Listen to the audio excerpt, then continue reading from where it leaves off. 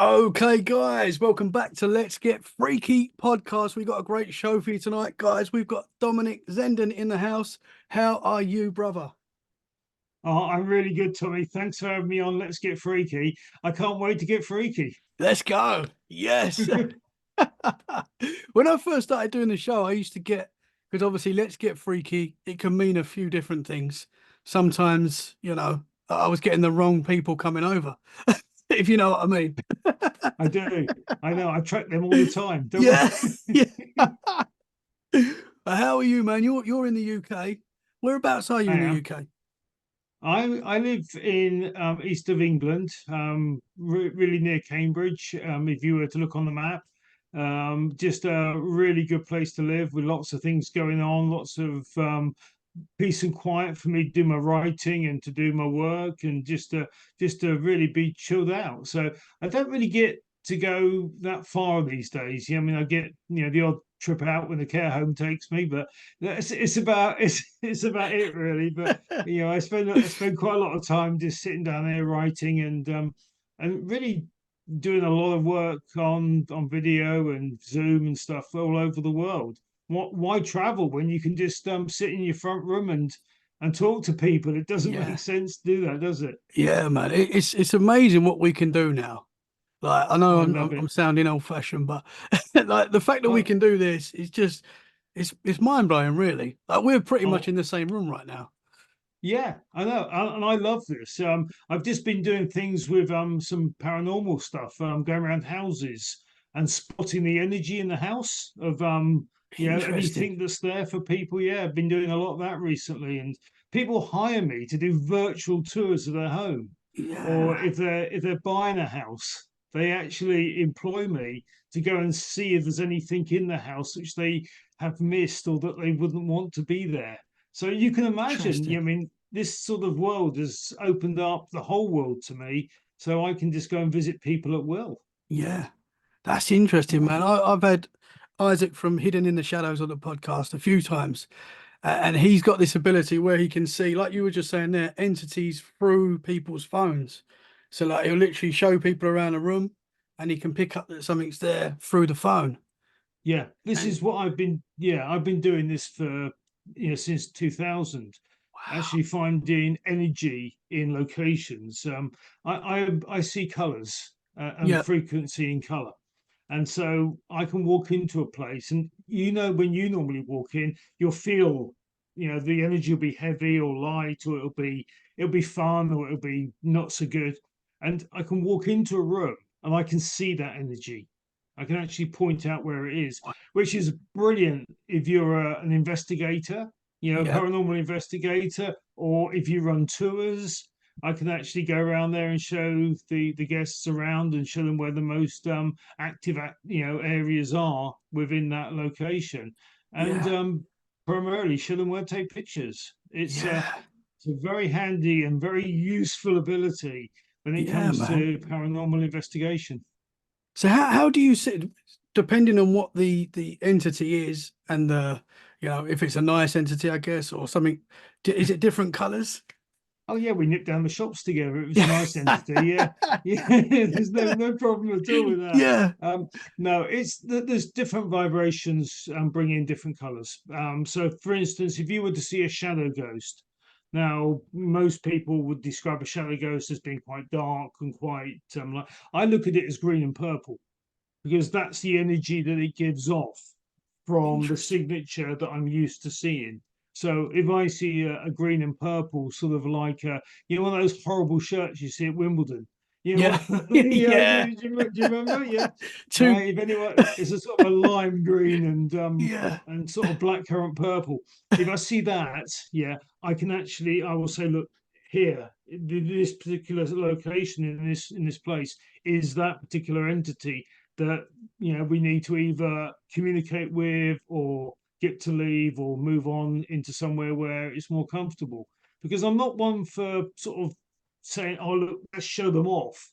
I think Mhm. we should be very relevant about it and very sensitive to anything that is living, and be very caring about the fact that maybe it doesn't want to be there, or if it does want to be there, let it be.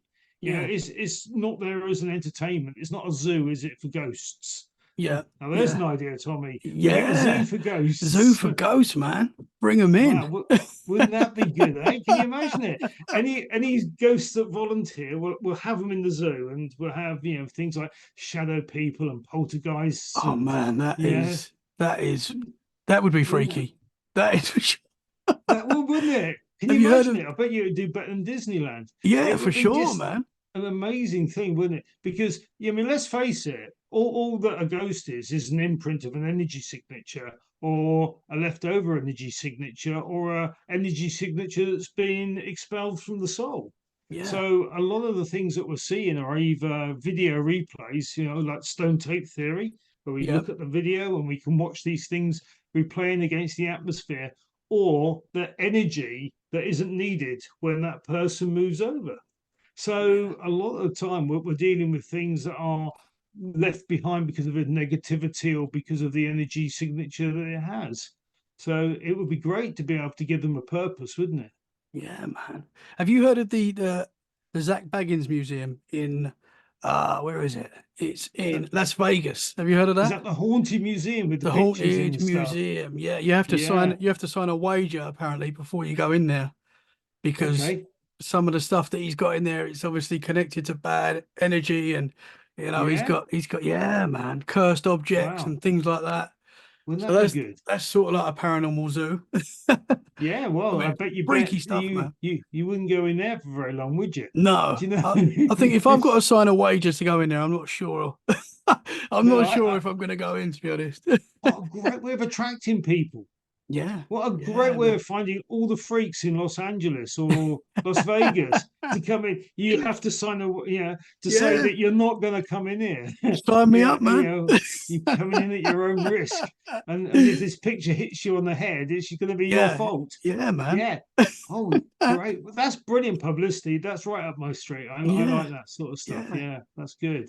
So And that's the it's not just entities that you see that auras. Like you can see everyone's aura that you come across.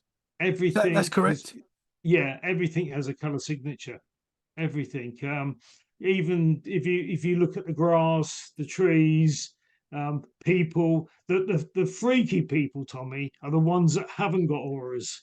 They're the real freaky ones because they're the ones that stand out. If you look at a crowd, right, and you see all these people coming towards you, and you've got 99% of them all got auras, Yeah, and one hasn't, you're thinking, whoa, what am I looking at within that? And that's it's the ones without the auras that I'm really interested that in, is really. interesting.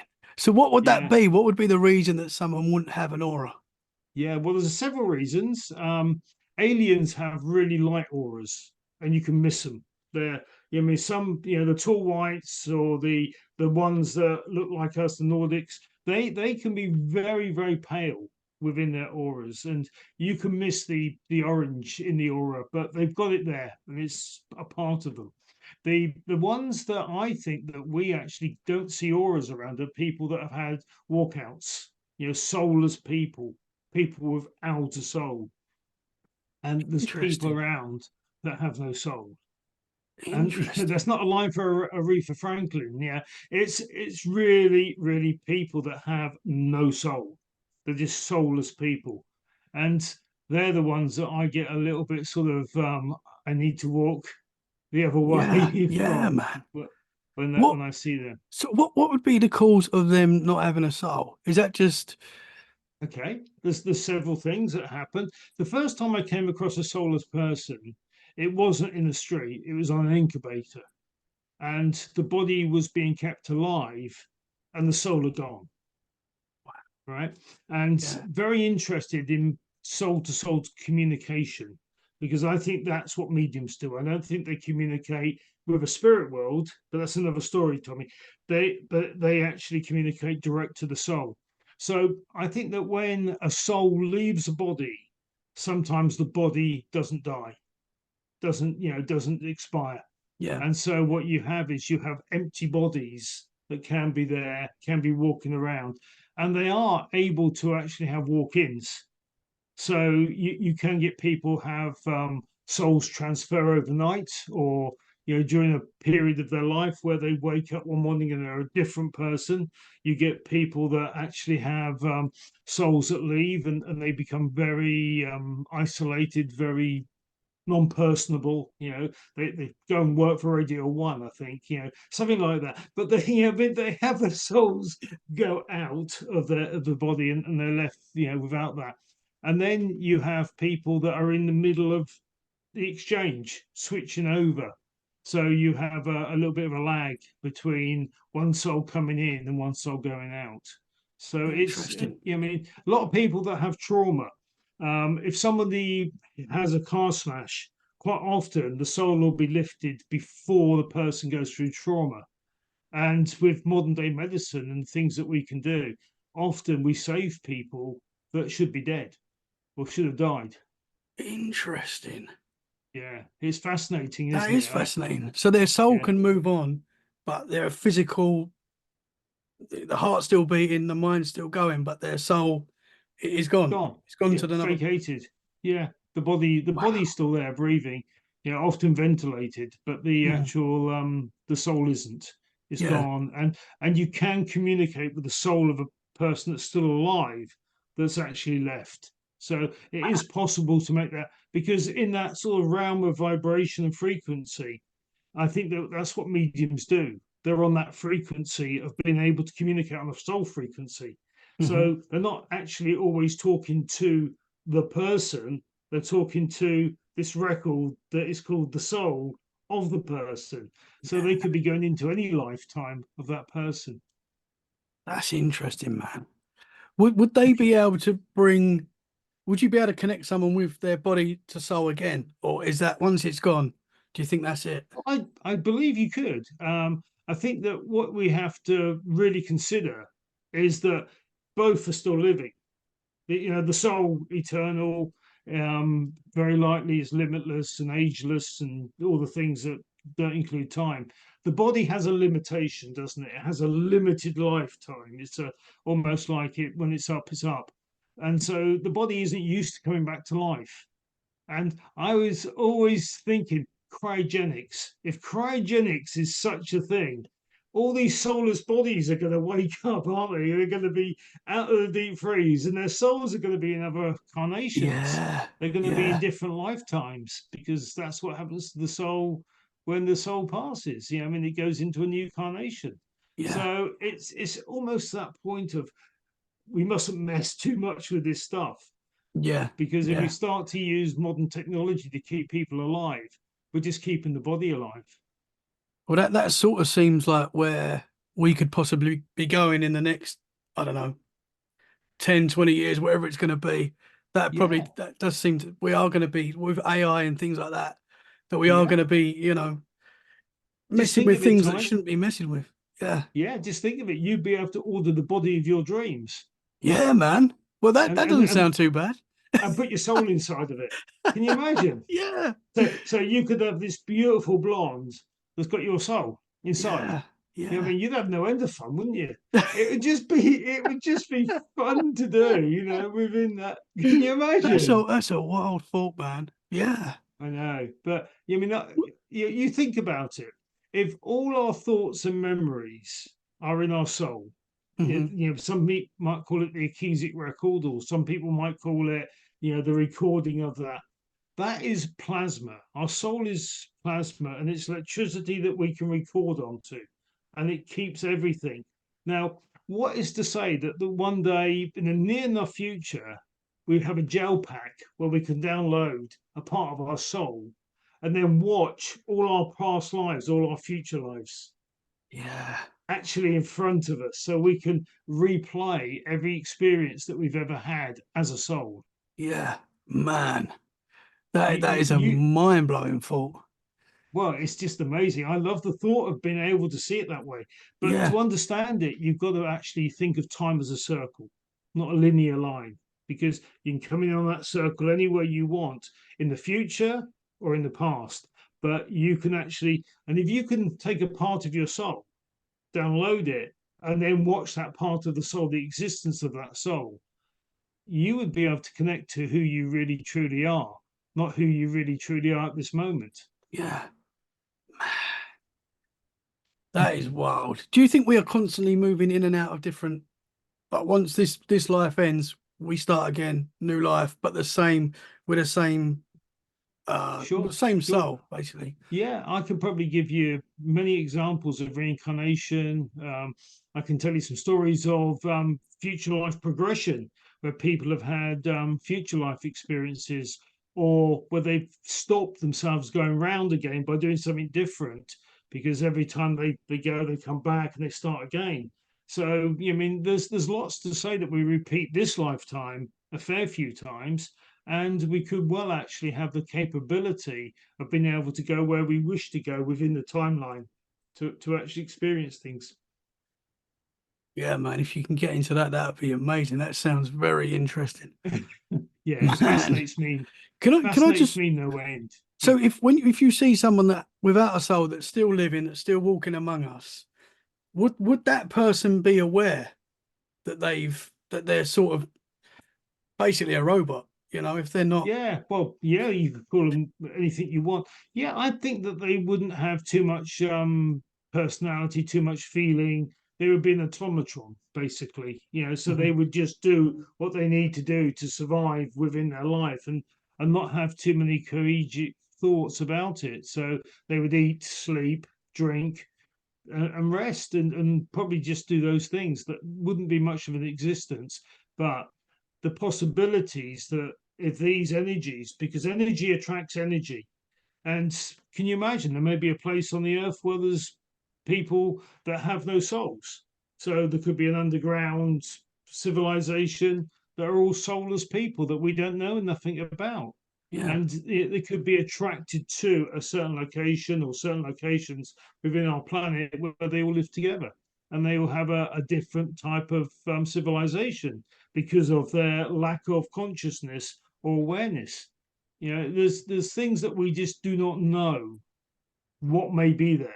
yeah, If you remember Admiral Byrd, who flew over the Atlantic, yeah, Antarctic, and you reckon he went inside this civilization through that entrance through the South Pole, didn't he?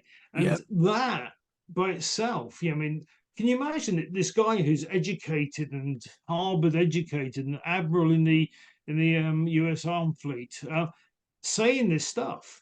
yeah, It's a bit yeah, like Boris Johnson standing up and saying that aliens exist under Westminster. It just wouldn't happen in the modern day. yeah. But he did that in 1947. That story So fascinates me so much. The Admiral Byrd story. yeah, it's a I bet great story. I've actually got his Yeah. diary, man. It's wild. As you say, someone of his stature to I come out with know, these statements. I mean, you know, there's got I to be a know. lot to that, man. I know. It's you think about modern day equivalents. You Yeah, think of Piers Morgan standing up and saying there is alien life. I'm going to interview an alien now. yeah, that'd be or amazing. or yeah, or don't go near that place on Earth because they've got time ships that can actually travel around the Earth in about 30 seconds. Because that's what Admiral Byrd said, wasn't he? Yeah, He yeah, said that they've got ships that can actually transcend the Earth, in about 30 seconds. yeah, So it was that sort of stuff that fascinates me. That there's going to be, maybe very likely, going to be other civilizations, but not all civilizations are going to have souls. yeah. But They might have there's a something. big talk in the with people getting abducted that is what these entities are after is people's souls and the Right. interbreeding that possibly happens. That's a theory that's out there Yeah, okay. is for It's got its souls. it's got its merits. It's got its merits. But I often think, why do they abduct the thick ones? Why don't they abduct, seriously intelligent people if They're they not want coming a for me. serious. No, or me. You know what I mean? And we're safe, Tommy. I mean, we're not gonna we're gonna be here for years. Yeah, It's why do they do this? I mean, yeah, don't they know that they're gonna go back and tell the police, and the police are gonna go, "Oh, go away, you hillbilly." It's just that sort of thing, isn't it? yeah. Why would they do that? I just don't get the fact that they're doing it in that way. Maybe Hmm. they are. Maybe I'm missing something. But maybe what I believe is they're here to educate and probably help and look. into the things that we're doing, because a lot of UFOs are spotted over nuclear installments, aren't they? Yeah. Look at Rendlesham, that was supposed to be nuclear base that no one knew about.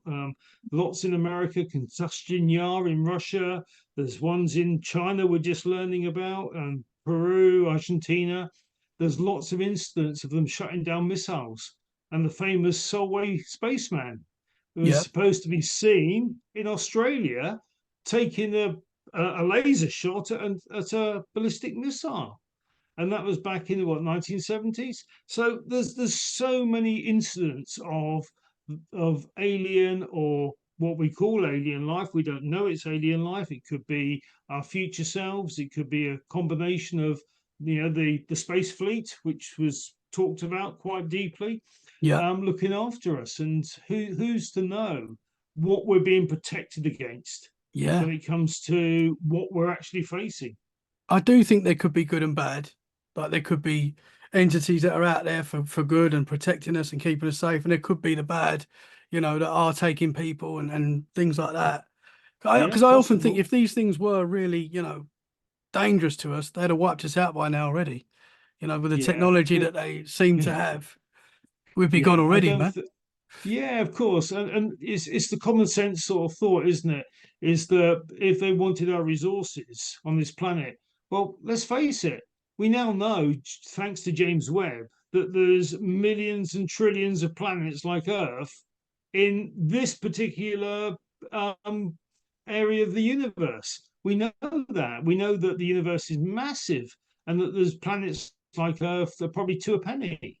So Yeah. why come here and take us, when Yeah. they can just go to any planet and just go and take what they need? They've got the technology to do that. So what is it that we are to them that makes us different? You know, Yeah. are we something that is able to think, and is thought such a rare The consciousness. commodity Yeah. throughout the universe, that we are one of the only sentients or rare species that can think and actually act on their thoughts? Because let's face it, if horses could talk, they'd be in government, wouldn't they? Yeah. They'd be sort of in the houses of I parliament. think some are. Yeah, you got a point there, Tommy. Yeah. Yeah, but there's also quite a lot going on, isn't there, with different animals and different species, and they're all intelligent, Yeah. but they can't speak. Do They can communicate, but they can't speak, and they can't do this, which is touch their finger with their yeah. thumb. Yeah. So they can't screw nuts and bolts. You don't see a whale making a Meccano set, do you? No. But they probably have the intelligence to do so if Yeah, they man. had the right attributes on their body to do so. But as far as I know, we're the only species on this planet that can build Yeah. properly. You could talk Bigfoot, couldn't you? Yeah. And I you think could I think talk Bigfoot can. chimpanzees and Yeah. stuff, Yeah, but man. they haven't built the Shard yet. And when a load of Bigfoot build the Shard, I'll quite happily They listen. I mean they could have built the pyramids. We don't know that. Wow. Well, we don't, do we? It's only speculation. It's all But speculation, yeah. we weren't there, were we? Yeah, I don't know about you, Tommy, but I'm sort of, not quite as old as them yet. And it's that sort of way that we assume how things were done. Mhm. When to me it's obvious they weren't built by modern technology, but they were built by some technology. And even the rocks that they cut, they reckon they were cut by laser. So that's a huge step forward to what we're told about them. Yeah, And man. also the way that they transported them through vibrational frequency. Another way, and again, a big leap forward. We don't even do that. We Yeah. use trucks with wheels to actually transport stuff. So we haven't learned to use sound to levitate yet, even though we can do it with a ping pong ball over a speaker. We Yeah. haven't learned to take big weights and move them from one place to the other just by using vibrational sound frequency. But I'm sure we will. Yeah, man. I mean, it seems we've done that in the past, as you were saying, which blows my mind as well, man. I definitely think our history that we're told is not what it was. I think a lot It's of people think that, but Well, it's nonsense. You don't have to be anyone that's got any ounce of intelligence to see that what we're being told is strictly not true.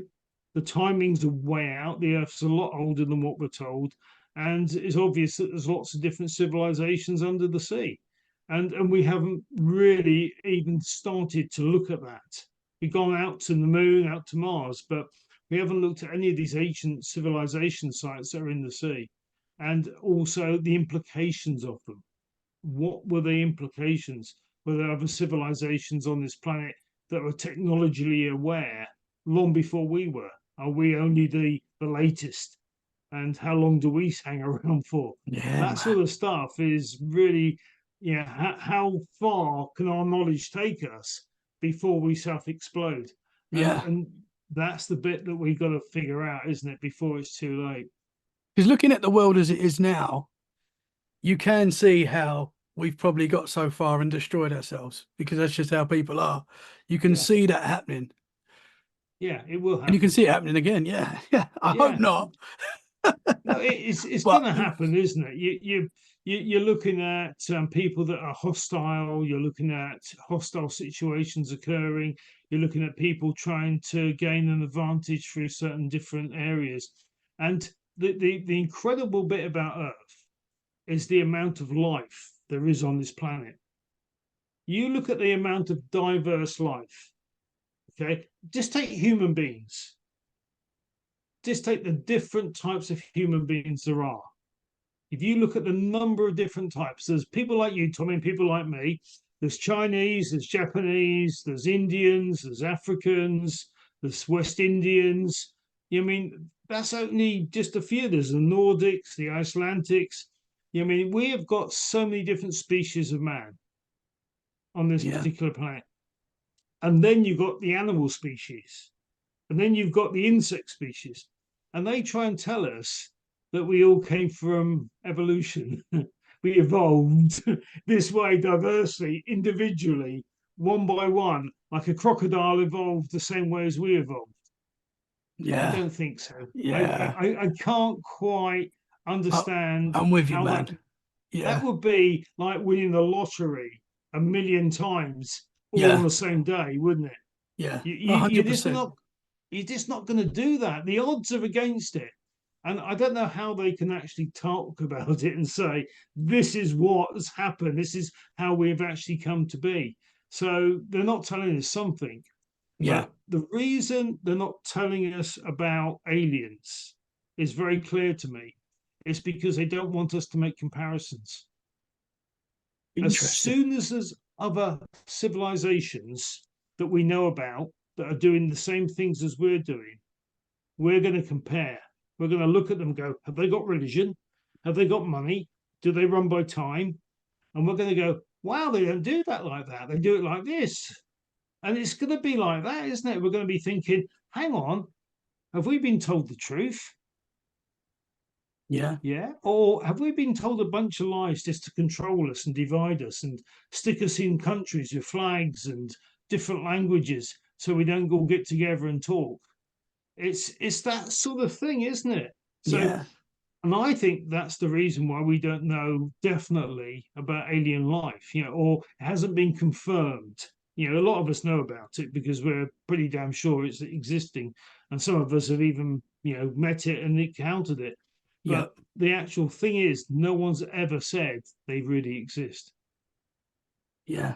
all because they wouldn't want us to compare civilizations. Interesting, man. Yeah, the world, Yeah, the world, and the governments and whoever really is in charge definitely want to keep us against each other.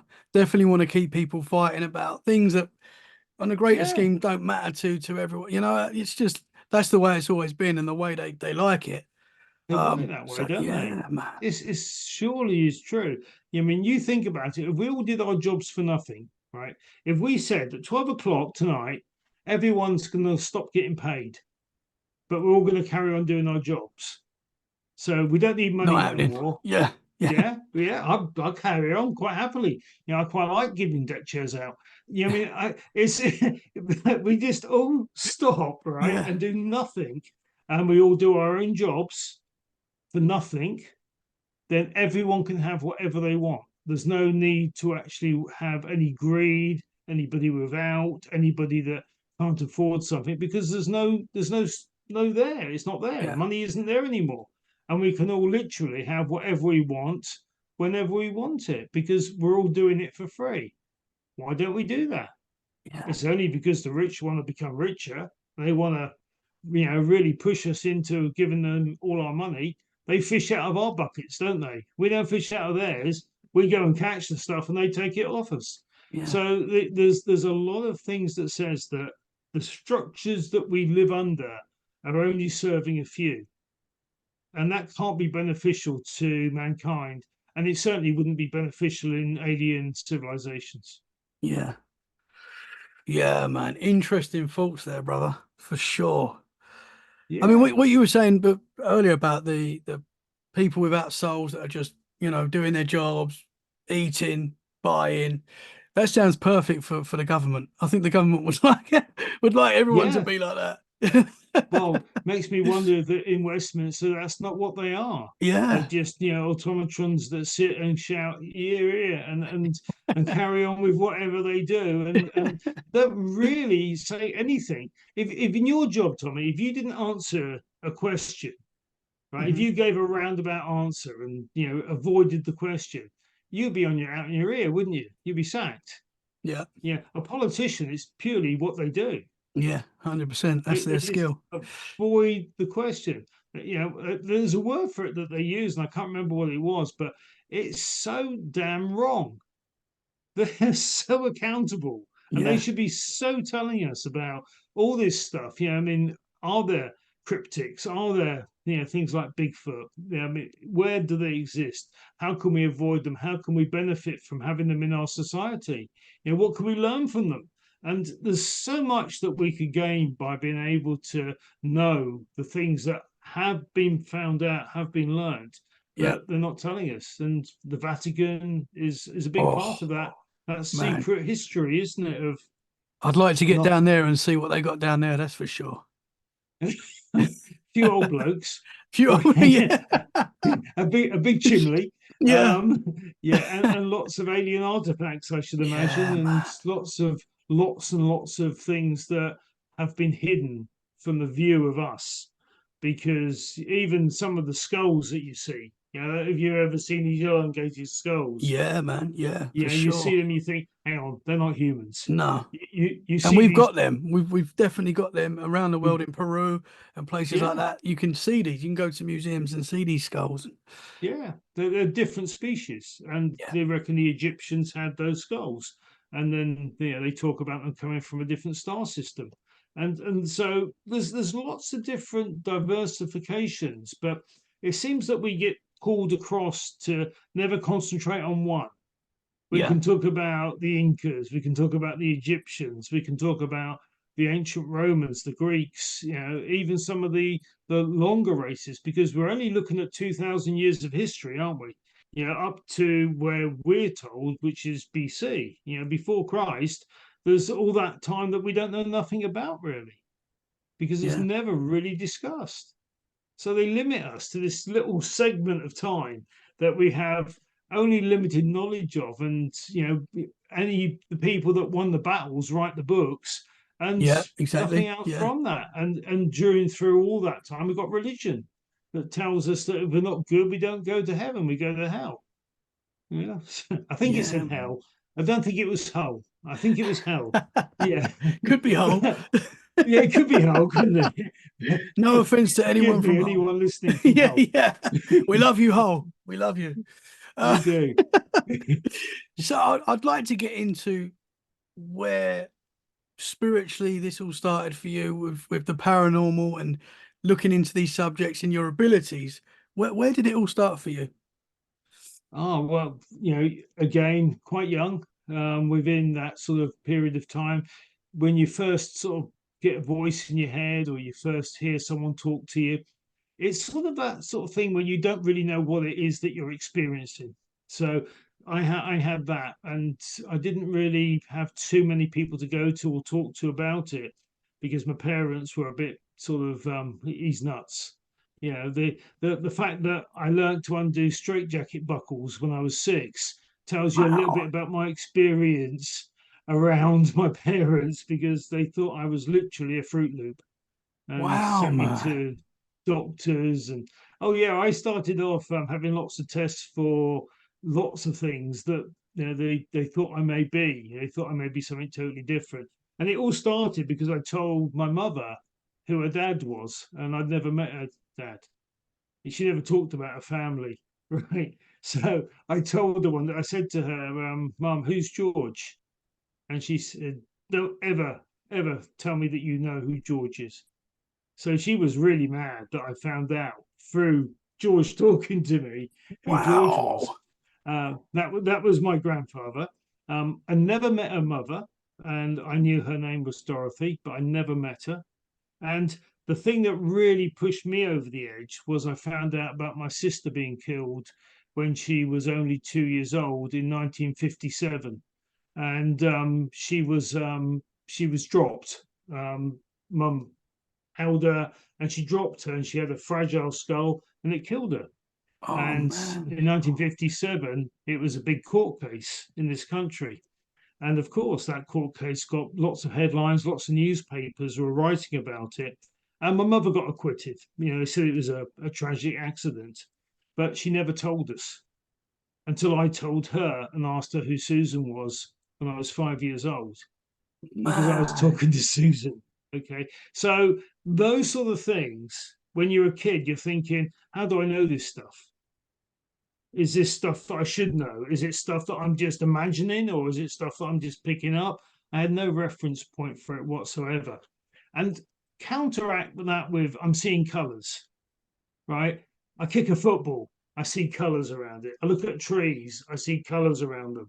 I look at the grass, there's this sort of wash of green around it. I think everyone can do that. Everyone can see a voice coming towards you. Yeah. So I'm thinking, hang on, this is me. I can do this stuff. I must be really weird. So that's how it all started for me. And it started from that point, my curiosity. So from that curiosity point, and there's other experiences which I won't disclose, not at this moment in time, but it got me sort of interested in things like alien life. I was buying secondhand books on aliens and UFOs from bookshops when I was 6 with my pocket money. Wow. Yeah. I was just so interested by the whole concept. And you can imagine back in the 60s, you're really in the minority because everyone is like, well, there can't be alien life. We're the only planet in the universe. And, how come you see it? And how come you think that's all happening? And then you read about Project Blue Book and the Majestic Five and all those people that have been sort of involved with the big cover up in America. And you're thinking, hang on, there's so much going on. And I was Yeah. 7. Yeah, 7. man. Yeah, that's a lot Yeah. to take on as a 7-year-old. But you're having It's these mind-blowing communications with your grandfather, and that's incredible, man. sister and yeah, people that have passed a long time ago. And then, on top of that, just recently I found out my lineage. I had a DNA test. And I've been brought up British from British parents. That's what my concept was. Yeah. I find out that I'm 35% Ukrainian, Wow. 12% Swedish, 10% German, and then the rest is English. So Yeah. I'm thinking, and Dutch, I've got Dutch on there as well because my father's Dutch. So there's so much within the story of everything that's gone on. And I had the shock of my life, Tommy, when I found out I was Ukrainian. And this was Yeah. long before the war in Ukraine. This was, and when the war in Ukraine started, of course, it became impossible to go there to visit. But we're really interested in finding my past, my relatives, and Yeah, all the man. people that would have been part of the family at some point. Yeah. It's a quest for the future. So it's something I'm Yeah, very that's interested in. cool. So at some point your family took the move over to the UK Well, and I reckon it was prisoners of war from Guernsey. The Germans took a lot of prisoners and took them to Jersey in the Second World War to build their defences, all the fortresses and stuff there. They really did really fortified. They made the island into a fortress, but they Yep. did it all through Ukrainian labor, and a lot of the Ukrainian labor Interesting. were Jewish Ukrainian labor that they spared the concentration camps, but they worked a lot of them to death on the Channel Islands. So No, I didn't we know that, reckon man. it's yeah. So it's a really interesting if you're interested in war history, which I've Yeah. been for a long, long time. It's a really forgotten part of the history of the Second World War was the amount of Russians or Ukrainians that were helping the Nazis build their fortresses. Yeah, I didn't know that. I've been to Jersey before. I went when I was a Have kid, you? and it's a Have you beautiful seen the place. yeah? Have you seen the defensive Yeah, turrets and the castle that they've got there is incredible, and it's still in yeah, great condition. And yeah, yeah? the whole it's only a small island. It's only like is it only like 7 miles long? Is that Yeah, it's correct? something really silly. Jersey is really small. Guernsey is small. Sark as well. You mean they're all yeah, and they all were occupied during the Second World War by the Nazis, and they Wow, I didn't really know that. did leave quite an impression on the island with what they did. And of course, some people that they took to the island to actually build the things on the island, they stayed there. And some Yeah, of them come from that island across Southampton, Hampshire, and started to integrate into society. And yeah, that's where we reckon, I reckon that's where my grandmother, my mother's side, actually probably met a Ukrainian and yeah, then that's where it comes from. So it's 35% is about a great grandparent sort of amount of DNA that you would find in your record. So yeah. It's so interesting, man. I enjoy looking because I had mine done because I wanted to find out if I was a Viking. I love the Viking, yeah, and I've got yeah, 8% Norwegian in me, so I really, just found that very interesting. Yeah, yeah, oh but yeah, somewhere no, along the line. yeah, it's a fast. I love lineage. I love to work out where we come from and where we are and who we are, Yeah. and the destiny of who we were at one point. The Vikings were a very noble, very intelligent. They weren't Oh yeah. warlike, battle crazed rape and pillage brigade. They were intelligent travelers that were traders. Yeah. And so we've got a totally wrong picture of who the Vikings were. And if you ever come to England or go and look at Sutton Hoo, you'll be able to go and see a Viking longboat with the treasure. And it's an amazing, Yeah, and man. that's just down the road from Rendlesham. And Yeah. so people go to Rendlesham and they never go to Sutton Hoo to go and look at the Viking longboat that was discovered there. So That's so there's cool. yeah, it's a great place to go and visit if you're down that way. Yeah, I need to check that out for sure. Oh, I Sutton find Hoo, yeah, so yeah. interesting, man. Yeah, I think you'll find it fascinating. The museum in there is a very, very good place to visit if you're interested in Viking culture. What was the name of that? Can you It's remember the name Sutton of it? Hoo. Sutton Yeah, Hoo. I will check Sutton that Hoo. out. Yeah, I can send it over. I'll get it on an email and I'll send you some Yeah. details. I'll just find out a little bit. But Awesome. It's in Suffolk. Just probably not even 20 miles from Rendlesham. Oh, okay. Yeah, Interesting, man. I will check that out for sure. yeah, So yeah. going back to when you first started picking up your abilities and your grandfather came to you, was that a voice that you heard, or you said you saw the colours of as well? Yeah, no, voices were always a part of my life. They always have been. I can't ever remember not having voices. In fact, even till today, I sleep with a radio because I have voices in my head. Um, Interesting. I've never been able to block them out. They've always been there. The colors, well, I've always had the colors, but they only started being useful to me, really, not just about knowing people and party tricks. And, it used to be quite fun if you're in a nightclub, it's just, little bits and pieces just to have a laugh with. You know me, Tommy. I'm, always out Yeah. for a bit of a laugh. But Yeah. Yeah. the thing about the actual colors was it only became useful when digital photograph became a part of a society that we live in. And the Nokia was the first phone that had a digital camera on it. And then digital photographs, I was able to look at them, look at the colors and the signatures trapped in the photographs. and start writing aura photographic profiles. And that went from aura photographic profiles, which was a detailed report about a person, everything about them. So all their bits and pieces, really seeing them deeply. Then I went into doing baby profiles with auras, so newborn baby, take a picture, let's have a look, see what they're going to be as they grow. Wow. Yeah, and I've been able to trace babies throughout as they've grown up. I know children now that are 24 that have an That's aura cool. profile Yeah. when they were first born. So can you tell Also, if they're going to be like a good yeah, person or they're going to be yeah. a bad person Oh as a yeah, baby? you know their temperament straight away. You know who they are. You know how they're going to react if they're going to, because babies all have different temperaments, Yeah. and you can see it, and you can see the temperament in the baby, in the child, in the man or the woman as they Yeah. grow up. You see it. You see how they are, how they respond, and they've got the colors. They've got the baby colors to actually grow into that. So the Wow. blueprint for their Yeah. personality is already there. And I reckon that's within the soul. I Yeah. will always say to you, that's the soul. What do you do And there's a if you see a bad one as a baby? Because that must be difficult. I'm sorry to the parents, but you got a bad one here, man.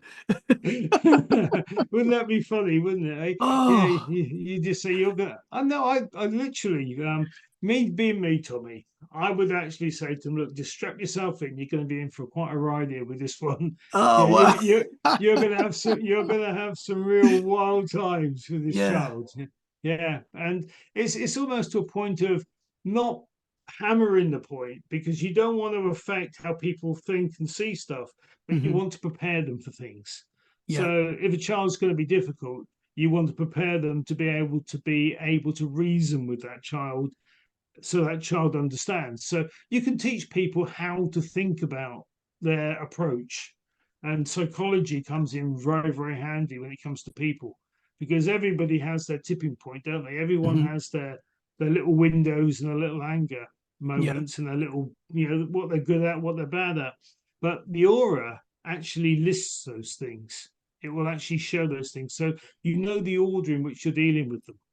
So Interesting. if you have a newborn child and you get an aura reading for that newborn child, you get a real good idea how to approach that child and what they're likely to really excel at and what they're likely to struggle with or what they're likely to find difficult.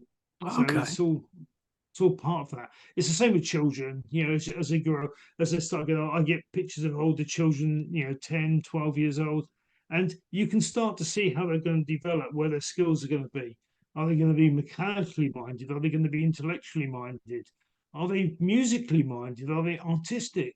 You get to see all that stuff Yeah. across people. Yeah, It's so interesting, man. yeah, no, I spend my days looking at photographs of different people and different situations within people. Just recently, Tom, I've been doing a lot of dating people, matching Oh, couples. okay. Yeah. Yeah, I did a show in America called Good Vibes Only, which was about matching single people for their auras and seeing Wow. how they work. Because So you can see who's going over to the be good years, together. yeah, I've matched over 200 couples. Right. Wow. And I'm not directly responsible, but there's about 30 children out there that Wow, wouldn't have man. been born, right, if we had them match the auras. That's So wild. that's good, isn't it? That is I don't good. get to talk about this stuff. I don't get to talk about this stuff very often, but Yeah, no, it's that's fun really stuff. cool. So is that, do you Yeah. say 200 couples that you've put together? Have they all stayed Over the together? years. A Yeah. lot of them, yeah. Most of them have stayed together. A lot of them have now got their own families or their own lives, and wherever they come from in the world, they're getting on with what they do, which is Wow. great. Yeah, I really wanted to take it and make it a more commercial thing so people could benefit because you look at dating sites and dating sites are just like hundreds of pictures all Hmm. hitting you. Yeah. And I think, well, men go on dating sites with a totally different approach to women. Hmm. And so, if we could get men to go on there with a different approach, they would be much more successful. But women don't know how to take men on dating sites because they just look at the picture, they just see the face, and they judge the person by what they look like. Hmm. And you can't do that because an aura doesn't look at a person, it looks at the energy of a person. So, how a person looks, if you put a mask on, Tommy, I wouldn't Hmm. be able to, you know, be any different. Your aura would still remain the same. And Yeah, this is yeah. why I think I'd love to have a dating site, right, with all the people in masks, with a little sort of resume about them You underneath, can see, so yeah, people wouldn't be able to judge them. I've always wanted to write people's profiles for dating because it'd be, I think it'd just be such a good thing that people weren't looking at the way someone looks yeah, rather than yeah. the way someone is. Which at the Yeah, end of the day, I mean, obviously, looks are very important at first in a relationship, I guess. But at the end of the day, it's about the personality and how much you're going to get on with someone. So it's very yeah. You important what you're you doing. That's right. You take all your best friends, take all your friends. You don't look at how they look when you get to know them. No. You only notice how they look when you first meet them. Hmm. But when you get used to them and they've been in your life for a while, you don't even look at how they look Yeah, because yeah, it's the personality that you're attracted to, not the way that they are and the way that they look. yeah. And people don't tend to get that when they go into dating at the beginning. They tend to go into dating looking at the superficial things, and that's why we get lots of girls with long blonde hair down to their waist and eyebrows that, false this and false that, and throw me the bit I need, that sort of joke. And you sort of get to that sort of standard, don't you? Where everyone looks the same, Hmm. and it's not really that good to all look the same because we're all individual underneath. Yeah, If I could grow a beard and wear a cap, right? yeah. And I could look like you, Tommy, yeah? But I would be nowhere near who you are as a person because you have your own individuality. And you could shave your beard off and shave your hair back and act like me, but you'd never be me. Hmm. So we have to be authentic to who we are and hope Oh, that yeah, people don't judge us yeah, because they can judge us for lots of reasons and mainly how we look. yeah. It's interesting, man. It's Yeah, very auras interesting. auras takes that out of the equation. We're Yeah. not looking at what people look like. We're looking at who people really are, So and that's why. Yeah, do you see the aura first before you see the person, if that makes sense? yeah, often. Yeah, often. It depends on the circumstances. If a blonde run down the road naked, I probably wouldn't notice the aura. But yeah, Yeah, if you understand my meaning. yeah, But the normal relation of things, we tend yeah, to see the aura first, and yeah, I tend to see groups of auras. People walking together and energy bubbling around, and it's not just off them; it's off the pavement, off the hydrants, off the shop, off the windows. Windows have different color signatures, and there's all sorts of stuff going on. So you have to sort of be able to just close down a bit from it because yeah, otherwise all you're going to be seeing is colors everywhere and it's a nightmare. yeah. Can you switch it off? No, no, No. no, it's a nightmare at night when I'm driving because I have to Yeah. wear sort of shades over my glasses, and you can't really. I avoid night driving because the Wow. lights are there, and it's just too much. So in the winter, I have to rely on other people driving me around. Summer's not too bad, but in the winter, I have to sort of make Yeah. sure that the wife's available to take me places. But there's times where you just accept it and you just shut your eyes and you still see the damn colours. They're Yeah. always there. Yeah. Wow, man. But It's so interesting, man. So interesting. Because yeah, it's not it's always just you said it's not just people and animals and living things. You're seeing colours off everything, objects. yeah, yeah, everything. Stones, trees, grass, walls, windows, roads, Wow. clouds have Yeah. auras. Yeah, oh yeah, every certain thing vibrates at a certain frequency, and every frequency has a color signature. Yeah. Man. Yeah. 'Cause you read my aura on Andy Decode's show. And I Did was I? I, I was blown away. Yeah, I was blown away with what you said. I think you've done all of us individually, and you Right. like it was bang on what you were saying. Like it was very interesting, man. Yeah, That's it is. obviously that's the It's first time we met, and you know you picked up on things that you wouldn't expect someone to pick up on. yeah. So I it's think that interesting, man. yeah, it is. It's a fascinating thing. One of my favorite things to do, Tommy, is to go on live on stage and just take people from the audience and sit them next to each other, like the man and the woman, a couple together. Yeah. And I read the man's aura, and I get the woman to comment. Because if I ask the man to comment, he'll say, "Oh, you're way off. This is not true. That can't be right about me." You know what I mean? They get really sort of Yeah, yeah. they get a bit sort of how does he do that sort of stuff? They get a bit defensive. Hmm. So I get the woman to do it, and they just rip them up, rip them Yeah. apart. So it's great for me because I can actually do that. And then I switch over, and I do the woman and get the man to comment, and we have so much fun doing that because couples know each other, but they don't expect me to know them, Yeah, that's and it's wild. just it's no trick. It's just what it is. It's just there in front of me. So I just am able to articulate it in such a way where they understand that I can see it. Yeah, that's cool, mate. So you're doing like live shows as well where people are there in front of Yeah, you. yeah, yeah. I used to when I used to do stage shows a while back now. I used to do psychometry, which is holding an object and just picking out the energy from it. And I used to get people to bring me objects up, so I'd do that. I'd read photographs for people, so I'd tell them the energy of the photograph, and also do it live on stage. And then I'd go into Wow. mediumship, so I'd do a bit of mediumship for people and connect a few people around, but I wanted it to be not boring because and mediums, I love you wherever you are. I love all of you, but you're so boring. Yeah, don't be so damn boring. Yeah, let's have some fun with the stuff that we do. Let's have a laugh with it. Let's treat it with reverence, but let's not be so damn dull. It's I went to see a medium the other day.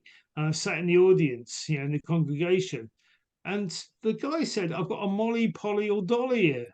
I thought, make up your mind. Which one is it? Yeah, it's that Yeah. sort of stuff that we're up against when it comes to the way that things are talked about. Because it's no secret that we live on. Mhm. Life after life is no secret to a majority of us. The only secret is, what is it? Is it, do we die? Do we our bodies die? Does our soul go to a spirit world and sit there reading the newspaper like we do here, and washing the car on a Sunday and sitting down watching the sport on the TV? Do we do that when we die? Is that the life that we're destined to go into, or do we reincarnate? Do we start a new life? Do we start a new line? Which one would you have? Which one would you think is more feasible? Do they sit there doing what they do now? Yeah. Waiting for whatever, or do they restart again? And this is the debate, and this is why I say to people, there is no spirit world. There is no realm of spirit. It does not exist. It is a figment of imagination made up by mediums who want to justify what they're telling you. Please listen, because the chances are your survival within where your lives are going is going to be totally different to that. So when you actually go and see a medium, you're not going because you want to know if someone's all right. You're going because you worry about that person being all right, Yeah. which is a totally different thing. So mediums are only here for the living. And if they can convince the living that someone's still there, they want to be convinced. So they're quite an easy audience, aren't they? When it comes down to, because they want those answers. But Hmm. if they were to look at reincarnation, and if they were to look at progression, in life, where you go forward in your life or go back in your life, then they would have a totally different idea about where it is. And it all fit into place for me, Tommy, when I took time out of the equation. You take time out of any equation, the universe makes more sense. So it was just that thing. I struggled when I was growing up and I was working with some of the top mediums.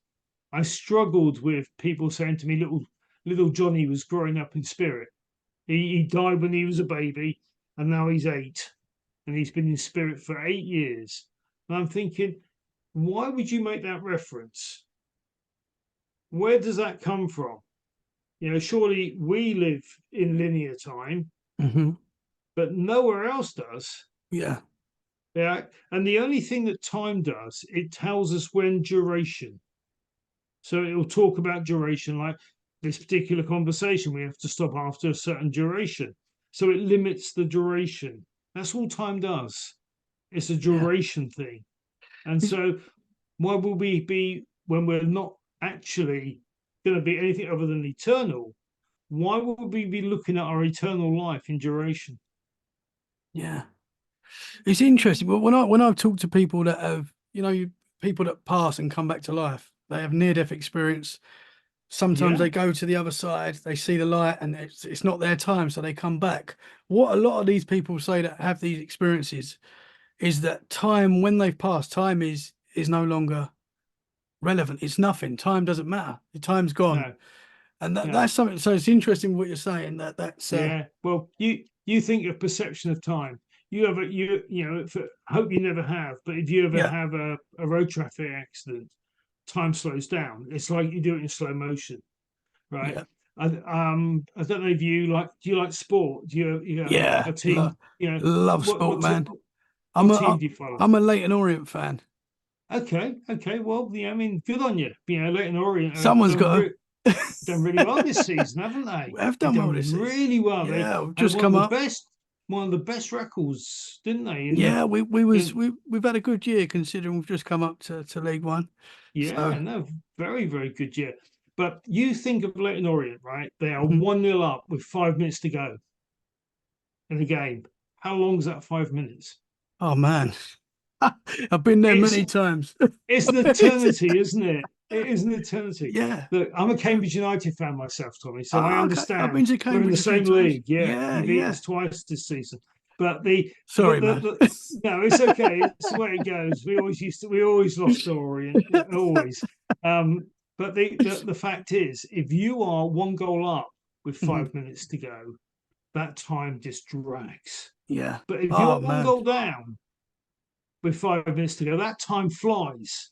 You think the Yeah. referee's got a different watch on, don't you? Yeah, for sure. It's like But when you're on a lunch break at work, that flies, and then you go back to work, and the time just slows down. drags. Yeah, really takes, doesn't it? It really Yeah. does. So you tell me that we don't have a perception of time in different ways, and I wouldn't be able to believe that.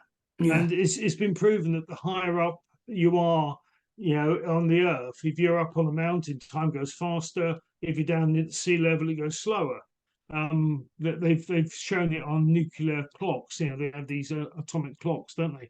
Yeah. And they can actually show that time speeds up the higher up you go. Yeah. So if time speeds up the higher up you go and it slows down the lower you go, I mean, surely if we all want to live a long time, we go to the bottom of the ocean. Yeah. So Yeah, we man. live a lot longer, don't we? It's the same as light years. If we fly out into space and go light speed, when we come back, we should have come back in the future. But so Yeah. we've gone forward, but time doesn't exist as we know it. So there's things that we do not know that are actually ordering our life, and we're told it's time. Yeah. And the chances are it's going to be lots of other things, but it certainly isn't time. We cannot keep account of who we are by time, because if we try and do it, we get it wrong. Very interesting, man. Super Yeah, interesting. I know. It's Going going back to when you was learning these abilities, how old was you when you started to realize that you could do the mediumship and that things like that were that you could do these things that you do? about 61. No,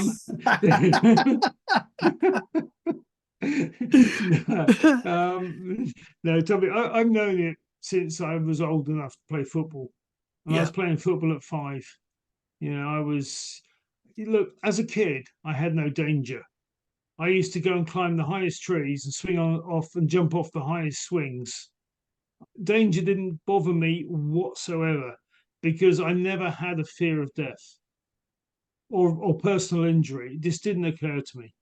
It took me quite a long time to get that, Hmm. and quite a long time to occur it. So for me, seeing people in color, hearing voices, knowing little bits and pieces, what you did as a child is you learned to keep it to yourself, because if you mentioned it to your parents, you're down the doctors, you were sort of undoing buckles again. So you didn't want to be doing that. Yeah. You wanted to be away from that. So you didn't tend to actually share it with people. You go away, you'd read books. I would go and listen to people talking about those things. Even in those days, there were people out there talking about them, even Hmm. though it wasn't so, so to the fore as it is today. And the things like the moon, the Apollo program fascinated me. I was glued to my radio because that was a source of information about what was going on and man going into space. It's just incredible. And I was about 7 years old. I think I was 6 years old when man landed on the moon, but it felt like I was a part of it, Hmm. even though Yeah. all I did was listen to it on my tiny transistor, with a little earpiece that you stuck in your ear. So it was that sort of thing that I've always been able to do what I do. There's never been a time where I haven't been able to do it. There's been Yeah. times where I haven't wanted to do it, Tommy. There's times where I wanted to tell people to go away, Yeah. right? Many, many times, right? Yeah. Yeah. And there's many times I wanted to question what people are saying, because I think, well, if you're going to say that, you're going to say, you're going to need another point of view. And Hmm. I've learned to back off that a bit now, rather than challenge people on their concepts, because they're going to believe what they believe because that's what they believe. And that's fair enough. I'm not going to stop them doing that. But I want to challenge. See, I want to find the new knowledge. I want to find the stuff that we don't know. Hmm. I'm not bothered about the stuff we already know. All the stuff about reincarnation, we know that stuff. We already accept that stuff exists. We know that the soul exists. We know that we have outer body experiences. We know that there are past lives. We know that stuff. I just want to know where it leads to. Yeah. And how is it possible that we can communicate across the universe? I want to be able to communicate with other beings that have thoughts the same as me. Do you think we'll get to a time, because we are definitely opening up, the world is opening up to the paranormal, I would say, in a major way. I've noticed it myself in a short space of time that it does seem to be more acceptable to talk about this sort of stuff in an open, Yeah, you're seeing it more in the yeah. mainstream. Do you think there's a time when we will get the answers that we're searching for? I think there's going to be answers. I don't know if we're going to get the same answers. I Hmm. think people are going to get variants of answers and variants of understandings that come from this sort of stuff. Yeah. I'm not sure, right, that we really do it right now, because we get a lot of rubbish sent towards us. There's a lot of misinformation, a lot of people that tell lies, a lot of people that write books on UFOs, for instance, just because they want to be on the speakers tour and they want to talk about this stuff. And you're having to figure out what's real and what isn't. Until we know what's real and what isn't real and what is sincerely written about, then it's going to be tough to understand how we get through that. And like they said, when Majestic 5, they said the best place to hide a lie is between two truths. So you truth, lie, truth. Hmm. You're not going to spot the lie. And I Yeah. think there's a lot of things out there that are, truth, lie, truth. And so there's bits and pieces of misinformation that we have to get past to understand. Having said that, what resonates with me normally is things that are authentic, that are going to work, that are going to figure out something. A bit like the other day when I read that NASA's received a laser beam message from 40 million miles out in space, or something crazy, light years out in space. Yeah. And and I thought, wow, that sounds really good. And then it was one of their craft that sent back a message via a laser beam. And surely that's got to be a way of being able to communicate, because I'm sure that we could communicate with aliens, but we've been doing it the wrong way. I'm absolutely positive there'll be other ways that we can actually do it that's going to be far more efficient than what we have at this moment. And also the fact that there's people like like Charles Hall, who claim to have worked with tall whites. There's people that claim to have interfaced, like Stone, with aliens and been a translator for the US Navy. How much authenticity can we take from those particular stories? If they're really true and they're really real, well, then let's look at them and let's examine them and let's think, well, why aren't we taking these people seriously? But Yeah. then if we get someone like Jim Pedersen suddenly out of thin air, bring out a book for the binary code 10 years after the case, because he's got a book out, how can we believe that stuff? We have to think about what suits the purpose of what situation. And so, unfortunately, we have to figure out the authentic from the non-authentic, Yeah. which is going to be, I think, is going to be our major issue. But our major thing in our lifetime, Tommy, is going to be able to accept that life after life, first of all, we are eternal, and that we're probably very much one of millions of races, civilizations in this corner of our own Milky Way galaxy. And as soon as we look at the James Webb and we see all these galaxies out there, and they're all vastly billions and billions of galaxies, all with the same constructs as our galaxy and with all the things in it, then we just need to do the maths. Yeah. And just figure the maths and think how many possibilities. If you had a life on every civilized planet there is in the universe, what would that make you? And I should imagine you'd make you a very, very longevity, wouldn't it, within your soul duration? Just by can you think of all the stars out there? If every star has a planet circling and every planet has the possibility of sentient life, and we have the possibility of reaching that sentient life as a soul, because that's how we would travel, light, plasma, it would be the most efficient way of traveling, then we must think that that's the possibility of who we are. Yeah. And if we think of that, then we're infinite, aren't we? And what we do here, when we sort of support, Cambridge United and Leyton Orients, is a very sort of meager little piece of a mazer, great puzzle, which is the universal life. It's incredible. Mind-blowing stuff, brother, that for sure. Yeah, it really does take your breath away. Yeah. Have you seen UFOs? Have you come across UFOs and things like that? Yeah, I have. I'm just writing about Seal Island, which is why this map's behind me right now, because I'm doing a lot of broadcasts and talking to people about it. Seal Island is an island in the Falklands. It's off West Falklands. And when I was down there in 82. We went down to liberate the islands.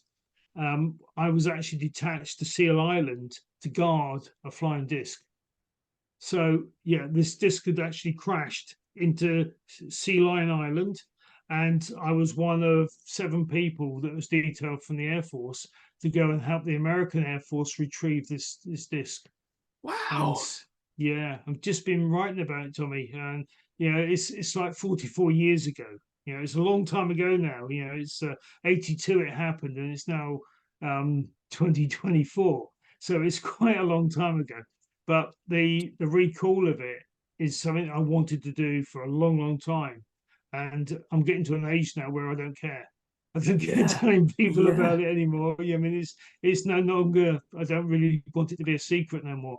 But was you told that you weren't allowed to talk about it at some point? Yeah, we signed the Official Secrets Act. So I mean that's all part of the governance of where you are. The thing is, Tommy, I know that what we talk about is only if you can prove it. If you can prove it, you're a danger. If you can't prove it, I've got no proof of what I say is true. All I've got is my memories, because we weren't allowed to take pictures or anything else within that. But I've got my memories that are very clear and very precise. And I can remember those 2 weeks where we were watching this craft being retrieved from a mossy granite angle of about 45 degrees in this island in the middle of the Atlantic. And the thing about this was it was during the Falklands War. And we got down there and we were sent over to Sealion Island, but we were met by Americans. And I'm thinking, hang on, this isn't your war. This is our war. And then when I found out we were guarding this exclusive zone, with this, within a mile of this crash site, that I realized that this was more important than just the war.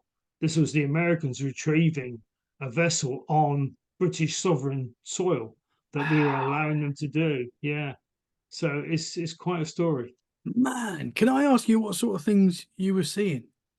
All sorts. Well, I mean, the first thing you saw was this disc, in the ground, and it was from a range of about 500 yards away. So the quite a big guard party around it. But then the Americans were taking things in and out of it. I didn't see them removing stuff, but apparently they had removed bodies and they had removed equipment from the disc, and they removed everything from the inside before they moved it. And when they moved it, they put it between two helicopters and took it out to a carrier, which was actually moored off the Falkland Isles. And they took it back, Wow. we reckon, to California, where it was actually then put into storage. So there's a lot of stuff that went from there. Wow, man. Can I ask you how big that was? Like, roughly, I know that might be difficult, but how Yeah, no, big it would you? was it was big. It was around about when you look at it, when you look at a disc and you can see a disc shape around, like a Boeing 747, if you look round the wings of Yeah. a Boeing 40, it was like that. So I reckon it was at least 40 meters round. Wow. Yeah. And do you know if the bodies that were taken out, do you The, know what they were? well, they were childlike size, but I didn't see this. I was only told this secondhand, but there was 9 bodies taken out of the actual craft. Wow, man. So yeah, And it was were they dead dead. bodies? Yeah, all Yeah. dead as far as we know. Again, it's only hearsay because you talk to the people that are there with you, and you can't be Yeah. there 24 hours a day. And we got there 2 days afterwards, so a lot of the stuff that went actually went, before we got there, and it was more about how they got the thing out of the rock because it was really buried in there quite deeply, and they had to remove it. And the thing was, when they got it out, there wasn't a dent or a scratch on this thing. It was just purely round. It was amazing. Yeah, you'd have thought it'd be crumpled, wouldn't you? And all smashed up and everything. No, nothing. It was Wow. almost like it had actually materialized inside the rock. Yeah, a bit like the Philadelphia experiment, Yeah. where Yeah. yeah, a bit like that. But it was like that, and then they had to dig out the rock around it to get at the craft. Took them 2 weeks to get the craft out of Man. that So out this of this that, the craft that was pretty ravine. much, it wasn't damaged at all with the crash, but obviously the things No, inside. yeah, everything was shaken. Yeah, Man. apparently, yeah, they took a lot of stuff out of the craft before they actually moved it and took it away. Yeah. I can remember it now, Tommy. They strapped it between two helicopters, right, and two Chinooks, and they just literally flew it over out towards the South Atlantic, and Wow. we reckon it went onto an aircraft carrier and back to America Man. in the middle of the Falklands War in '82. Can you imagine it? Man. We're thinking we're going into a war zone in Port Stanley, and there they are digging out this alien spacecraft. We were quite shocked. That's incredible, man. Yeah. And again, and a spacecraft around a war zone, they're watching the war, making sure, Oh, it's it could well be something like that because I mean that place was mad. It was a mad war. There was so much going on and no order. Everything was chaotic, and there was battles and ships going up and exocets hitting troop carriers and sinking. The Sheffield and the Coventry. There was people being shot down in planes. There was everything going on all at once. So whether something had actually jammed this craft's radar or its flight navigation or got in the way of it and it brought it down, it's only speculation. But if you look at the map behind me, the actual Sealion Island is right down the bottom near this hand, and it's okay. actually down there. So Yeah. it's nearer the pole than the islands itself. So it really is. The island's a beautiful place, full of wildlife and sea life and all sorts of stuff. And I mean, 4 people live there. That's all. 4 people. Wow. And this is something that I don't think anyone's ever told this story. That's why I think it's quite good to be able to sit down and figure out how to say it, how to tell Yeah. it. It's an Yeah. incredible. Thanks for sharing that, man. That's amazing. So How right is how quickly did they get on you to stop you from talking about this? Was it like you signed oh no, the we DIA? were yeah, we were, I was 19. Mhm. I mean, I wasn't very old. I mean, I was just, brand new into the Air Force. And of course, you're told that everything you see is secret. You're not to you're not to talk about it. And everyone doesn't. No one talks about stuff. We Yeah, just keep it to ourselves. Yeah. man. What do you think would have happened if back then you'd come out? I know this is speculation, we don't know, but what do you think would have happened if you had come out and started talking and Yeah. Yeah. Be ended my Air Force career. yeah, yeah, Yeah. I don't think I'd have been very long in the Air Force at that point. Yeah. It had been the start of a wonderful relationship that got divorced very quick, I think. yeah. How long was your career in the Air Force, if you don't I mind me stayed in asking? 9 years. Yeah. Okay, Yeah. So so you've I done a was, long time there. yeah, a wide, quite a long time. I did quite a lot of stuff. But there's lots of bits and pieces at the military that you do. We used to go and pick up airplanes that used to crash into mountains and all sorts of stuff. So the crash retrieval stuff was part and parcel of the business of being in the Air Force. But it's not a very nice job because you're invariably picking up pieces of body and people and pilots and stuff, and it's not nice when you see people sort Yeah, of dismembered. It's a pretty brutal job, but yeah, I bet. this was one of those things that was like, am I dreaming? Have I traveled, 8,000, 9,000 miles, from England down to the Falklands just to see this happen? Yeah, Yeah. and it's sort of something that you don't really, when you don't feel it's real, you feel like Mhm. you're living a dream or something which is a bit more sort of outlandish, isn't it? You think, well, have I really experienced that? Was that really happening in that particular time zone? And I mean, when you think about it, it's quite profound, isn't it? It's quite Yeah, a big thing. it's Yeah, incredible, man. yeah. Did you guys talk about it long after experiencing something like that? Well, there's a few people I still know now that we talk. Still, friends with people that I had those experiences with. But we're talking now, what, 45 years. Known them pretty much all my life, and so yeah, there's bits and pieces that we sort of talk about, but it's not something that you generalize about. It's almost like that's that, and that's it. That's the end of the conversation. There's so much sensationalism out there. This isn't sensationalism. This is just experience. Mhm. It's just, having witnessed to something that was a little bit different. Yeah. Did anything else like that happen in your career No, in the military? no, nothing. The military is a lot of boring days, right, with a few bits and pieces sort of dotted in the middle, which are quite memorable. But I mean, there's a lot of time that you're spent doing, just getting to places or touring places or being in places. But there's not much time. You don't get to guard distinct objects that often, Yeah. in one's life or career. But you don't really think of it that way. You just think of it as a duty. Yeah. What an Yeah. incredible experience, though. Yeah. But what it did was it cemented my understanding of the fact that these craft are real. Hmm. I mean, I would stop to say that they are alien craft, but they are craft of unknown origin that we don't really know anything, or I don't know too much about where they come from, where they originate from. Are they driven by intelligent, or are they just drones? I don't know. All I can do is comment on what I understand to be, and it's that sort of thing of speculation again, isn't it?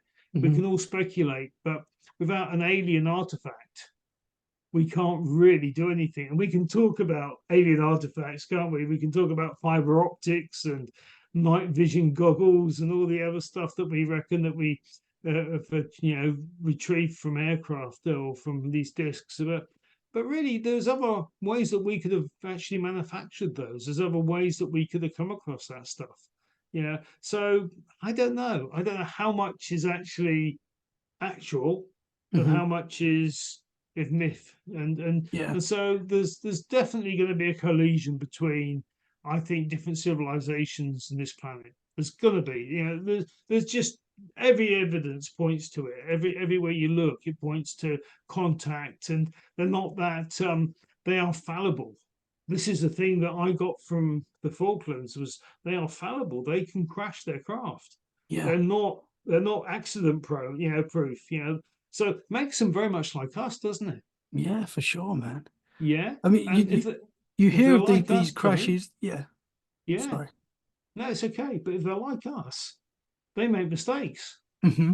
Yeah, they're not perfect. Yeah. No, and I kind of like that Yeah. they're not perfect. I like the fact that they will make mistakes. That's why all this genetic experiments and soul stuff, I tend to take with a little bit of an open mind within it, Hmm. because I'm thinking, no, I don't think they would want to be doing that. They'd be more likely to be wanting to understand the nature of our culture, nature of our civilization, and wanting to integrate with us so they can live in a peaceful coexistence. We're not a good neighbor. We Hmm. we we Yeah. blow up atomic bombs and nuclear weapons and kill each other. We're not good neighbors at the moment. No, no, Uh, that's for So sure. so would you want to be living next door to a person like us? Yeah. I don't think I would. Neighbors So from so hell, some would say. yeah, well, in the cosmic terms, Yeah. I bet we are. But how interesting would it be to come and see us? And how interesting would it be to time travel in our society? How interesting to go and look at events and see what's going on at certain points of history. That sounds very interesting to me. I wouldn't mind Yeah, doing that man. myself. For sure. Yeah. Yeah. So, I mean, you think of the Wow. possibilities when you start being able to, draw through time and space Yeah. and come into this world and maybe go in there at, 1666 at the Great Fire of London, or the Queen's millennium, or something that you could actually earmark as a sort of place in history that was worth looking at. Yeah. Twin Towers, or something that was actually groundbreaking. And if you could sort of traverse time, you could come and look at this stuff. Yeah. Man, that'd be wild. Wow. I still can't believe what you've witnessed there, man. That's an incredible thing to see. Yeah. With But the entities that they took out, you said they were like small, childlike size. this is only a second-hand version that I Yeah. can give you, Tommy. Yeah. Yeah. I Was can't it? give you the eyewitness version, Yeah. unfortunately. Yeah, that's cool, man. That's cool. I appreciate it, man. But do you Yeah. know what these humanoids would have looked like? Have you got any idea of what if they were like the grey look or No, not a no? clue. Yeah. No, it's the fact that, I mean, we sort of knew a little bit, but not that much. Yeah. And that most of the stuff we knew, a lot of stuff was done.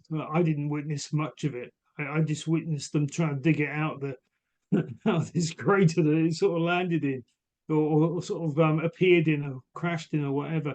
They're more intent on trying to get the thing out than they were worrying about too much about what was inside of it.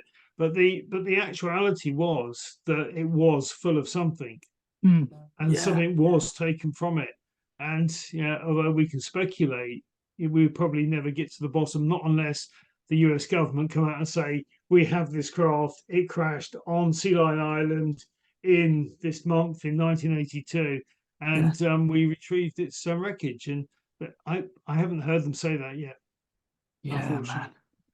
I mean, there's reports of these crashes, as you know, obviously all around the world. So there's Yeah. definitely a plan in place for when these things happen.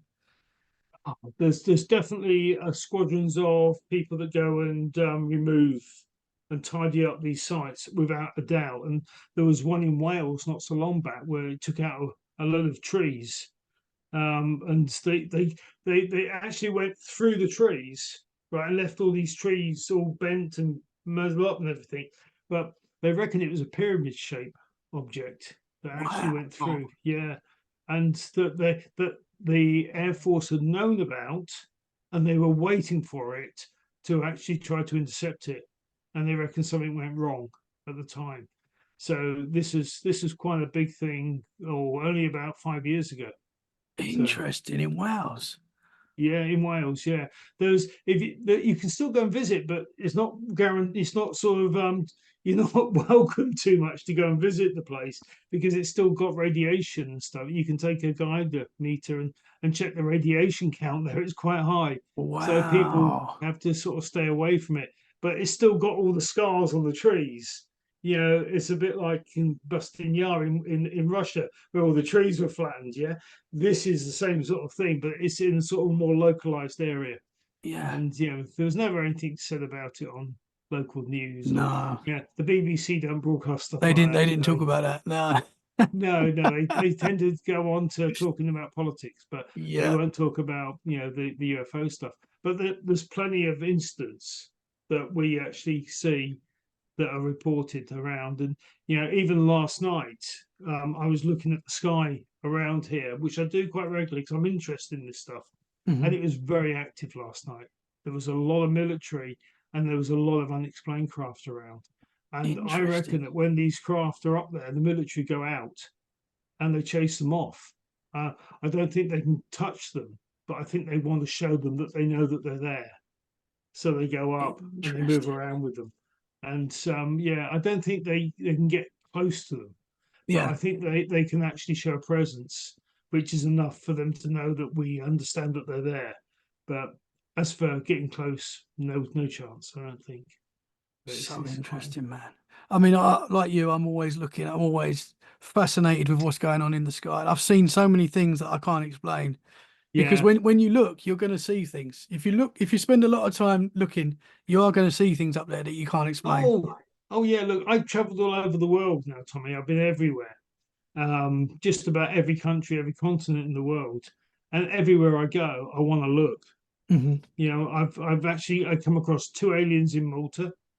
Um, yeah, I Oh, was actually can we get listen into to that? me. We went to a my wife and myself, right? We decided we're just gonna have a break. So we looked up a travel company, bought a cheap package tour, and we decided to fly to Malta just on a whim. Literally one day gone. Yeah. And on the airplane across, we saw UFO conference in one of the big hotels in Malta. Couldn't believe it, right? All these people like like Colin Andrews were there talking about crop circles and sunspots and all that sort of stuff. So we thought, wow.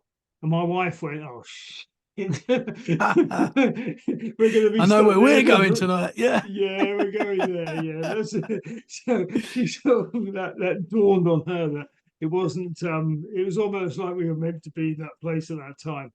Anyway, well, we got there and it was short, really. We got there and we were let in for free because they see some of my work. So I was able to sit in the conference for 3 days without having to pay, Oh, which was really wow. interesting. Yeah, really Yeah. nice. They welcomed me in. But then in Valletta, that sort of 3 days afterwards, I actually was walking down the centre. If you've ever been to Valletta, it's sort of really quite a narrow pedestrianised street now, and lots of people, very busy. And as I was walking down, there's this woman, very small, childlike woman, right? But she had a very, very bright yellow aura, and I knew she was an alien. I just knew she wasn't. Yeah, I knew she was an alien. So as she comes past, you can imagine, right? You're walking, right, and I look at her, and I follow her gaze. I look, and I keep watching her, and she sort of smiles at me, right, like that, then goes very serious, curtsies, and keeps walking. And Wow. that was, yeah, really weird experience. There was another guy in the shop as well, another alien that was in there. He had a very light aura, but he was very tanned and he was quite dark. His hair was brushed back and stuff. And as soon as I said to him, "Are you an alien?" He walked out the shop. You said it to him. Oh, wow. Yeah. I was going to approach him. I was up for it at Wow. that point. Yeah. Yeah, so I was Wow, sort of, man. very interested in meeting these people. If they're interested in meeting me, but a Yeah. lot of them just seem to want to go anonymously about and they don't get seen. because they look like us. They wear the Yeah. same clothes as us. They wear sunglasses. They wear baseball caps. They just look like us.